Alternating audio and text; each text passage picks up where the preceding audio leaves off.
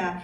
You know, you need to get married, you need to find that Prince Charming, you need to have children. And I remember just at 30 years old, just going, where's my life going? And so that was sort of like the nonfiction sort of impetus and where the novel started forming in my head.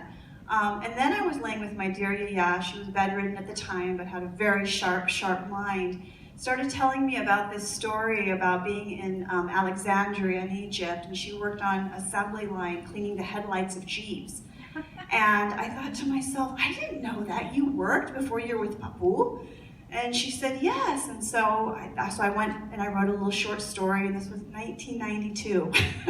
And then between that year and 2010, I was a teacher. I just did not have time to do my art. And then I got married, and my husband said, you've been talking about this novel for years. When are you going to write it? And I said, I'm going to write it in the summer. But then every summer I was so exhausted, and I just wanted to go and lay on the beach. And so he said, we need to make this happen. So with the support of my mama, the support of my husband, we downsized from teaching full-time for 20 years. I taught only 2 community college classes, and I was able to birth my baby, my book. In 9 months. I wrote like every day, 16 hours. I couldn't even go to the bathroom. I was just like holding it because I was afraid I would miss what I wanted to say. And so when people talk about writer's block, I've never had writer's block. I just don't have time, capital T time. That's what I miss in my life. And so I started the novel in a fictional way. And when people look at this and people who know me read it, they say, oh, you captured your mother well, you captured your grandmother well, and I'm like, not exactly, because the mother character she's nothing like my mother. She's very close-minded, and she's very suffocating, and my mother has always given me a lot of room to breathe. And I had a student, an adult student. I teach community college, so my students are from 16 all the way to 90 years old. I had a great grandmother in my class, but one of my students, a gay student, a young man, he comes up to me and he says, I'm so sorry, what happened to you? And I said, what happened to me? He said, the way your mother reacted. And I said, you talking about my novel?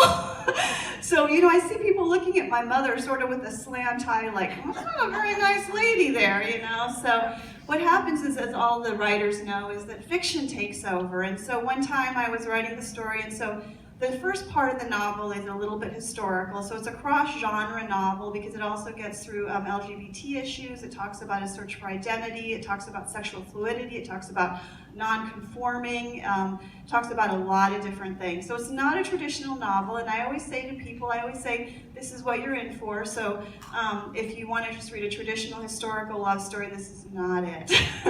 And so the first part is set in Alexandria, Egypt.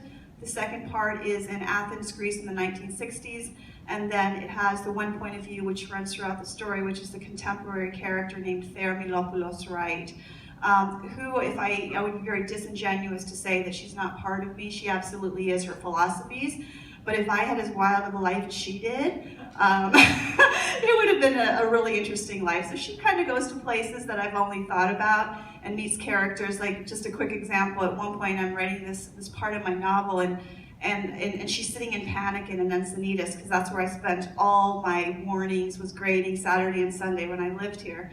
And so in my novel, I set up the panic in situation, and I'm typing, and a Greek guy's supposed to walk in because she's supposed to fall in love with a Greek guy and have maybe the happily ever after.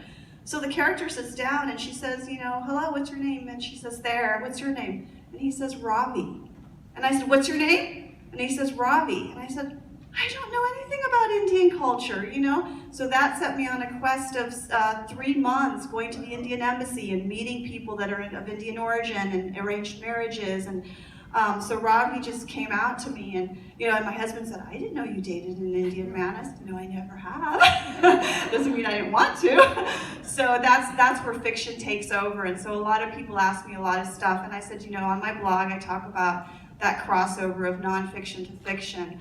And so I wrote my novel and copy edit all the good things that go into a book, and it's really exciting to have this here. But I was talking to my fellow authors who are probably way more experienced in the book world than I am, and it's exhausting. I'm so tired. I'm super grateful, but I know that as soon as this little book tour is over, I'm going to back and lay on the beach. So, thank you.